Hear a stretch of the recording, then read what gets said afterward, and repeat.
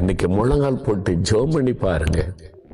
சிலுவையில நம்முடைய பாவம், வியாதி, சாபம் எல்லாத்தையும் சிலுவையில் ஏற்றுக்கொண்டு நமக்காய் பலியானார். அதை விசுவாசித்து கூப்பிட்டா போறோம். ஜெபிக்கிறீங்களா? அப்படியே முழங்கால் போடுறீங்களா? கையம்மா கூப்பி கண்ணை மூடி ஜெபிங்களேன். இயேசுவே, என் கண்ணீரை பார். இயேசுவே, எனக்கு இறங்கும், எனக்கு உதவி செய். உம்மை நோக்கி கண்ணீரோடு கூப்பிடுகிற இந்த பிள்ளைகளை பாரும் ஆண்டவர்.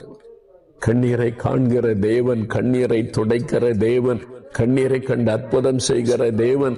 இதோ இந்த பிள்ளைகள் கண்ணீர் வடிக்கிறாங்கப்பா. மனம் இறங்குங்க.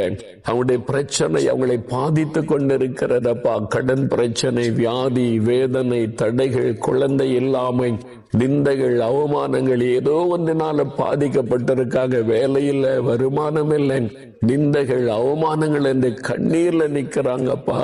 என் கணவர் குடிகாரர், மகன் இப்படி அலையிறான், மகள் இப்படி இருக்கிறாள், பிள்ளைகளுக்கு வைத்த பாரம், ஏதோ ஒரு காரியத்துக்காக அழுகிறாங்கப்பா, கண்ணீர் வடிக்கிறாங்கப்பா. நீங்க அற்புதம் செய்யணும். அவங்க கண்ணீர் துடைக்கப்படணும். என்னுடைய தாயாருடைய கண்ணீரை துடைக்க எனக்கு அற்புதம் செஞ்சீங்களே, இந்த பிள்ளைகளுடைய கண்ணீரை துடைக்க அற்புதம் செய்யுங்க. அவங்களுடைய காரியத்தில் ஒரு விடுதலை கொடுங்க, சுகம் கொடுங்க, தடைகளை மாற்றுங்க, காரியத்தை வாய்க்க பண்ணுங்க. அவங்க கண்ணீரை தொடங்கப்பா. இயேசுவின் நாமத்தில் அற்புதம் நடக்கட்டப்பா. இயேசுவே, இந்த கண்ணீர் விட்டு அழுகிற இந்த பிள்ளைகளுக்கு இன்றைக்கு ஒரு அற்புதம் நடக்கட்டும்.